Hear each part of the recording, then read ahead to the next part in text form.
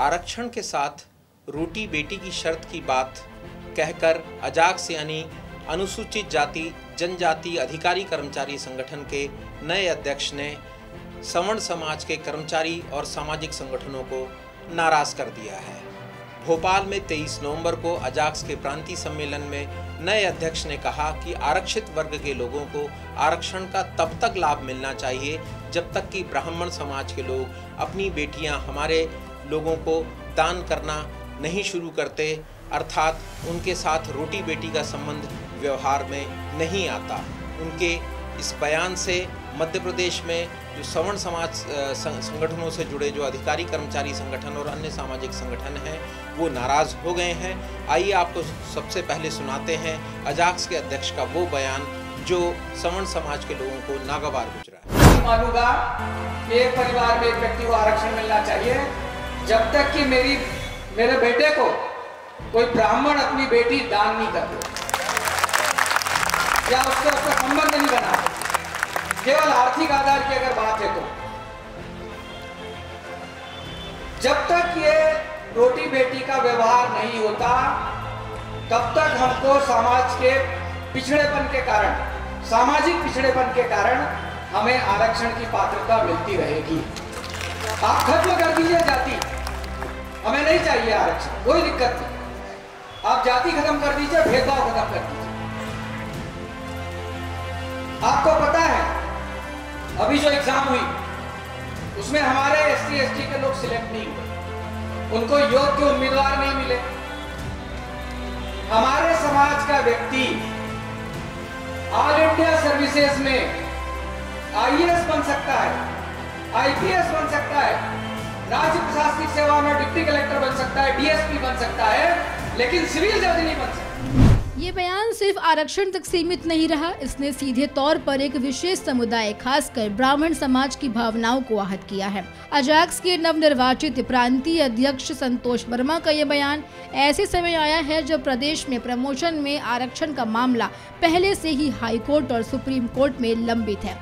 सवाल ये उठता है कि एक वरिष्ठ प्रशासनिक अधिकारी जो आईएएस आचरण संहिता से बंधे हैं, वे कैसे इस तरह के संवेदनशील और निजी विषय को सार्वजनिक मंच से उठा सकते हैं। ये बयान केवल आरक्षण की वकालत नहीं है, यह उससे कहीं आगे निकल गया है।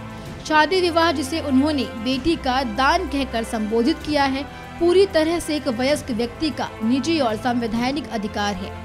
इसे किसी सरकारी नीति खासकर आरक्षण से जोड़ना घोर आपत्तिजनक है। बता दें कि सवर्ण संगठनों का साफ कहना है कि यह उनकी बेटियों और उनके समाज का अपमान है। एक आईएएस अधिकारी के लिए इस तरह का बयान देना सर्विस रूल्स का सीधा उल्लंघन माना जा रहा है।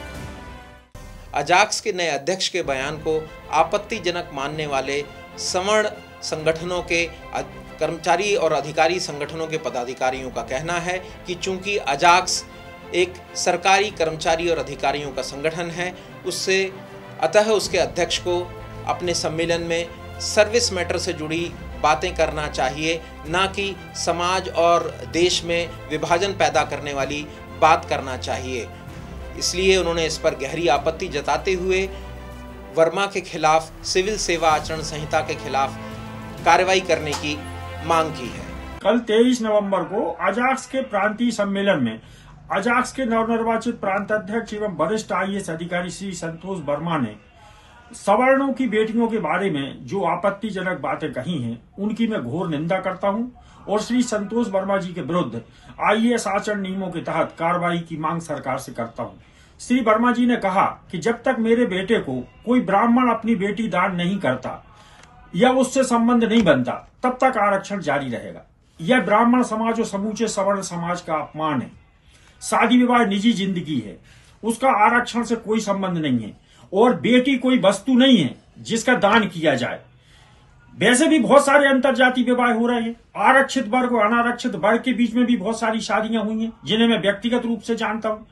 कर्मचारी संगठन के कार्यक्रम में कर्मचारी मामलों पर चर्चा होनी चाहिए, ना कि विवाह शादी जैसे निजी मामलों के ऊपर, निजी जिंदगी के ऊपर।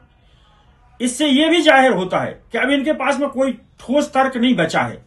इसके पहले भी अजाक्स के कई प्रांत अध्यक्ष हुए, लेकिन उन्होंने ऐसी गलत बात कभी नहीं कही।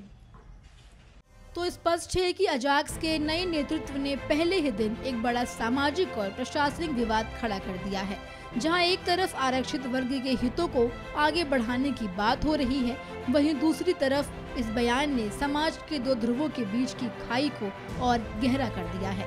मामले की स्थिति यह है कि सवर्ण संगठनों में इस बयान को लेकर जबरदस्त रोष है। कार्रवाई की मांग को लेकर ज्ञापन सौंपे जा रहे हैं और सरकार का दबाव बनाया जा रहा है कि एक वरिष्ठ अधिकारी के इस तरह के गैर जिम्मेदाराना बयान पर सख्ती बरती जाए।